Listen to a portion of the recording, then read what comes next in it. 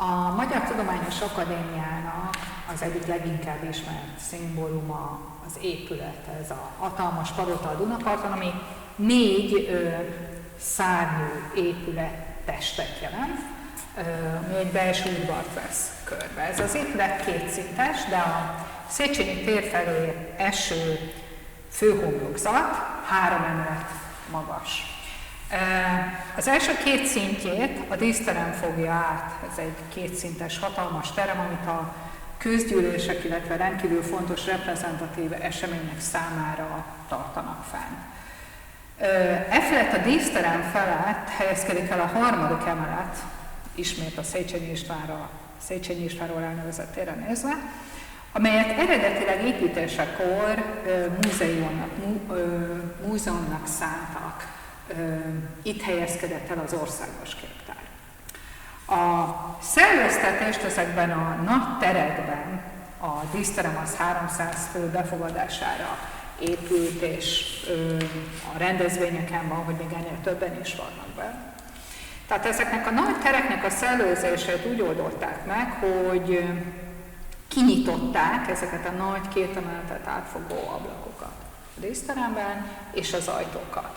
És ezeken keresztül beáramlott a friss levegő a terembe, és ugyanakkor az áporodott, használt levegő a díszterem karzatain nyíló szellőzőjáratokban áramlott ki a tetőre. Ezt a kiáramlást, tehát a használt levegőnek ezt a kiáramlását elősegítette, hogy ezekbe a járatokban, amiket ilyen szellőzőráccsal zártak el, gázégőket helyeztek, és akkor mint amikor a kályháknak a szerelését megkönnyítjük, meggyújtották, és így könnyebben, erősebben áramlott ki a tetőre, vezették ki a tetőre a levegőt, és ezek a járatok, ezek ma is kormosak a használattól. A 3. emeleten, ez a képtár terében, ahol most vagyunk, valójában a felülvilágító rendszer biztosította a szellőzést. Tehát a felülvilágítókat nyitották ki, és a levegő, a meleg levegő, az felfele szállt ki. Nem volt más szellőzőrendszer nagyon sokáig ezekben a terekben. A padlóban fűtőszálak futottak, és egyfajta meleg áramlott ki, ez volt a fűtés nagyon sokáig a 20. század végéig ezekben a terekben. Amikor az Akadémia művészeti gyűjteményét létrehozták, és ezeket a tereket átalakították ismét múzeumi térnek, nagyon sok, több évtized nem használat, raktár helységekre való használat után, akkor meg akarták oldani ezeknek a tereknek a szellőzését is, és nem volt az elég, hogy a felülvilágítós rendszert megtartották a levegő kiáramlására, hanem kellett egy olyan rendszer is, egy olyan szellőző rendszer, ami biztosítja a friss levegő beáramlását ezekbe a terekbe.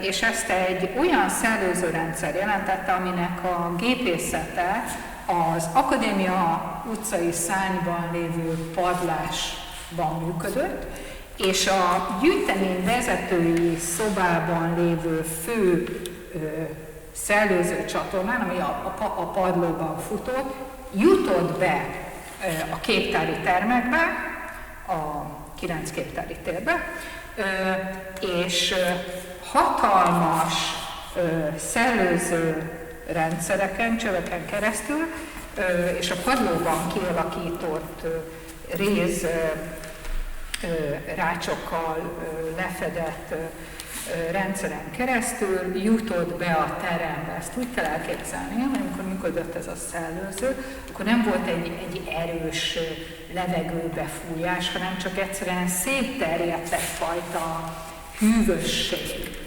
az alsóbb szinteken, és a nagy meleggel összefüggésben volt, hogy ez meddig emelkedett. Ez a gépészeti rendszer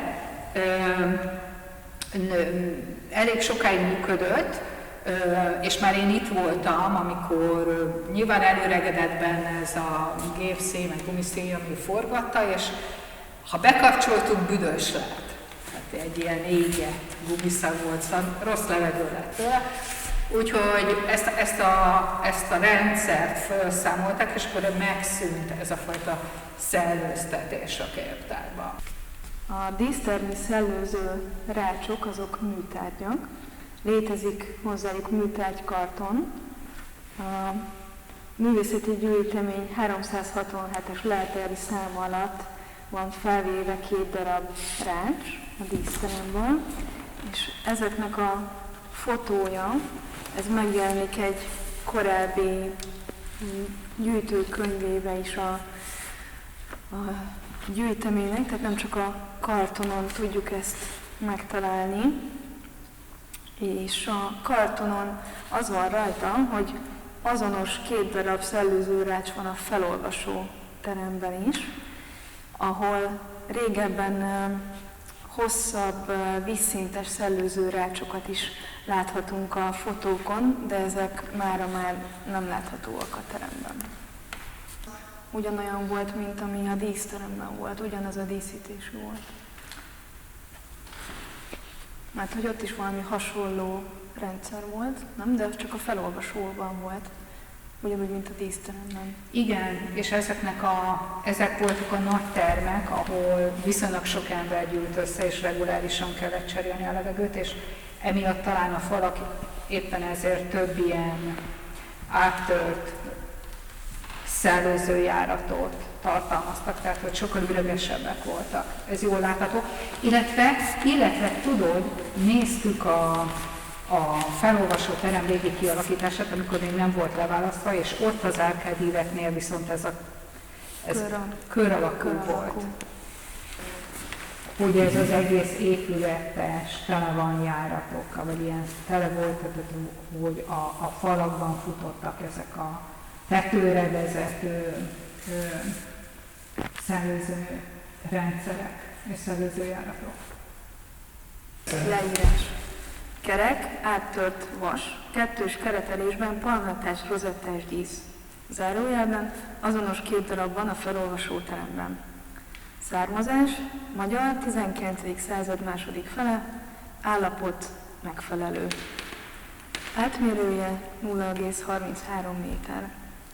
Elhelyezés, díszterem, karzat. Revíziózva a kartonon lévő tollal írt felirat szerint 1996-ban.